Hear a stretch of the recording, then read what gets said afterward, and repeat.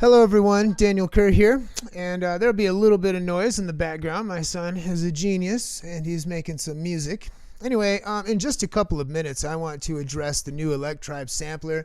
I'm not hating on Mistabishi. He is an amazing artist, and I am amazed at the amount of skill that he has when he is dealing with these instruments. And man, I'd really love to meet that guy someday. But nonetheless, his new ES2 performance was super sweet, and it got me thinking about the new ES2. Now, the thing about it is that there are a lot of limitations on the new machine, and I just want to address a couple of those, and then I want to do a little video showing the ESX using some of Mistabishi's material that I sampled off of his latest video, and just show you exactly some of the things that the ESX can do that the new sampler cannot.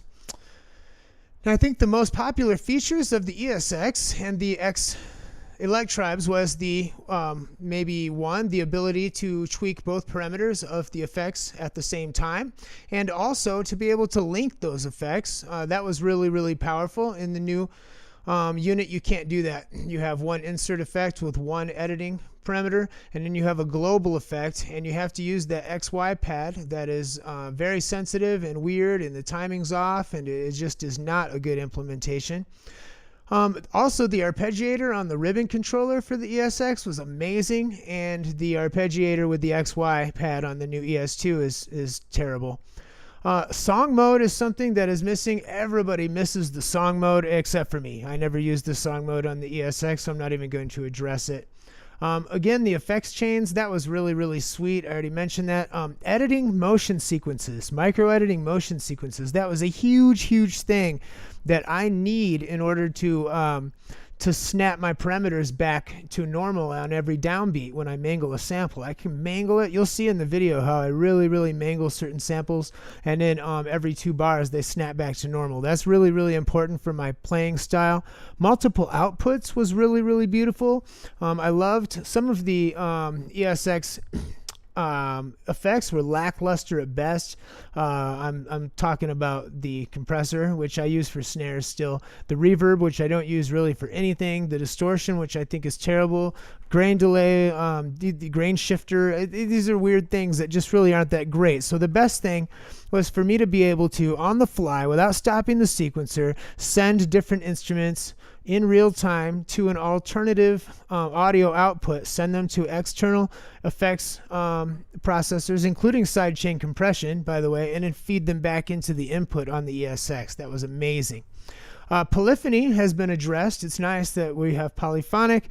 Of course, there's some voice stealing, but that is something that happens with every DAW.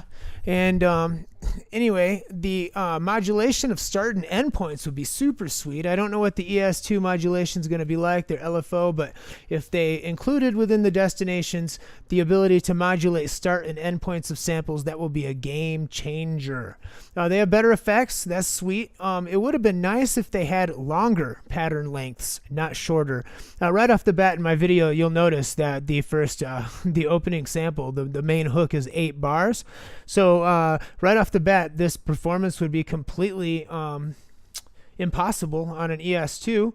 I'm going to be doing different things with the motion sequence. I'm going to be chaining and messing with the effects units in this. You'll see it's just a couple of minutes long, but I think it is a very good depiction of what was possible on the ESX that is not possible on the ES2.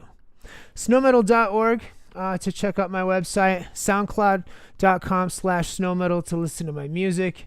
Of course, subscribe to this channel if you want more hardware, software, and especially Korg Electribe related tidbits. And I hope all of you have a fantastic summer.